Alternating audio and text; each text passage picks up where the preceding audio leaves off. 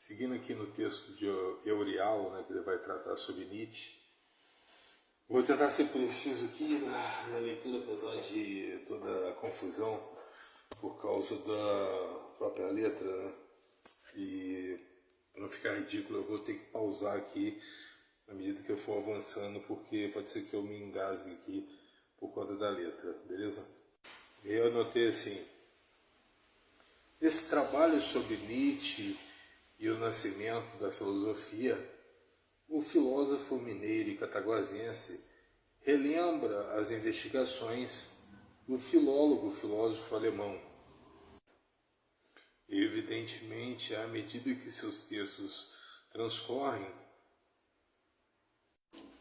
o nosso filósofo translitera os passos do pastorzinho, apelido que Nietzsche herdou muito por conta do seu espírito estudioso e antissocial. O filósofo do bigode investigou, entre outras coisas, o princípio da filosofia, os pré-socráticos e a arte da tragédia grega, os pensadores da dialética subjetiva e os que exaltavam a observação crítica das coisas. E agora sobre mim. O meu pouco conhecimento sobre Nietzsche me impediu de ter uma observação completa sobre as observações dos observadores filósofos. A dificuldade da minha compreensão a respeito do tema consiste no fato de eu ter lido apenas um dos seus livros, O Anticristo, e uma de suas coletâneas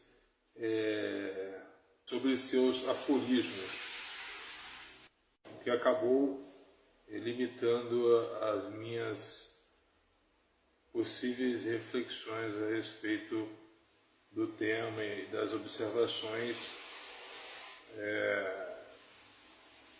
de Eurialo a respeito do autor. Diferente do artigo sobre as impressões de Otto, sobre a construção do super-homem de Nietzsche, analisada por Canabrava, nesse artigo aqui, Eurialo observou o pastorzinho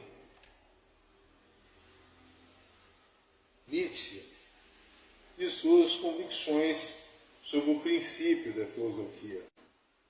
Para mim, Edson, a filosofia nasce dos mitos e se abre para a razão a partir de Êxopo, o filósofo fabulista esquecido pela filosofia. Canabrava, mais experiente e astuto, versa sobre o super-homem de Nietzsche, que talvez tenha nascido, aí é uma opinião minha, de outro filósofo italiano do século XV, Pico della Mirandola, o erudito neoplatônico, e aficionado pela ideia do homem ideal. Talvez, e agora na minha opinião, seu discurso sobre a dignidade do homem tenha servido como substrato cabalístico para a compreensão de um homem superior, mas ainda atrelado à divindade, algo distante dos pensamentos do filósofo de bigode, do alemão, do Nietzsche, no caso. Canabrava roçaga o texto, nos orientando e lecionando sobre o dinamismo e a renúncia do filólogo quando observa questões morais enrijecidas pelas crenças religiosas, enrijecidas por formas objetivas, o conhecimento ressaltando que a alegria de viver deve permanecer na vida, na maturidade da vida, apesar dos altos e baixos, de suas nuances e fora dos julgamentos do pecado e das convenções morais. Algo que o Edson considero impossível, a não ser que convivamos em um hospício ou em algum outro planeta não habitado. Pois onde existir homens, existirão dogmas e leis. Para Nietzsche, o império dos instintos deveria prevalecer, fora das opressões inventadas pelos homens, assumindo assim a versão de um novo homem, um novo homem mais sincero aos seus impulsos primitivos e fisiológicos. Fico pensando, será que ele estaria negando a razão, né? Só que ele disse assim, esse homem racional aí, ele caminha, ele tende a caminhar para o abismo. Talvez seja melhor recuar ao estado de primitivo, mas aí o estado primitivo é o estado da barbárie e o estado da loucura, onde as leis não nada valem, sabe? Aí, ou seja, não dá em lugar nenhum, não. Tipo, o pensamento, de certa forma, acaba sendo utópico, acaba mais confundindo o que já é confuso do que apontando soluções, sabe? Não sei não, hein? Reginaldo.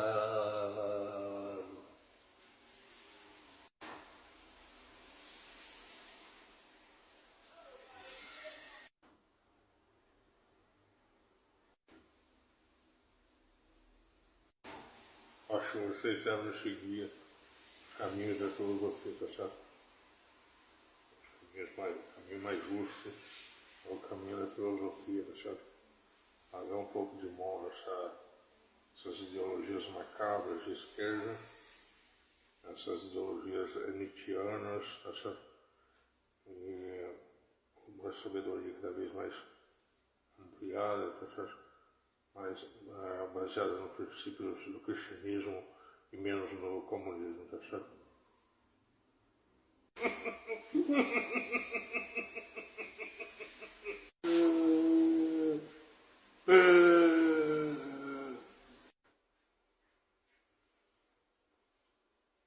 Eu sei que quando ele fala de Nietzsche, assim, na verdade está falando do Nietzsche que avisa sobre as muletas, né, para esse super-homem abandonar, né, tomar para si as rédeas da vida, tão explorada aí pelo aquele comunista lá do Augusto Cury, sabe? E tomar as rédeas e largar as muletas dos ídolos, né? Ele é considerado também, entre outros, o pai do relativismo também, né? A sua negação da verdade em vários aspectos, né? Quando ele nega os dogmas, na verdade ele quer criar um tipo de relativismo tanto moral quanto científico, etc. Criar uma bagunça mesmo mental. Parece que ele estava muito mais em comunhão assim, politicamente com os anarquistas, né? E quando ele combate a religião, combate os valores morais e tudo, as formas de opressão, ele também tem que considerar, a gente precisa considerar o Estado, né, como forma máxima de opressão, né? Então, quando ele fala de super-homem, na verdade ele está falando de um homem livre, né? Um homem fora das opressões e tudo. Tipo,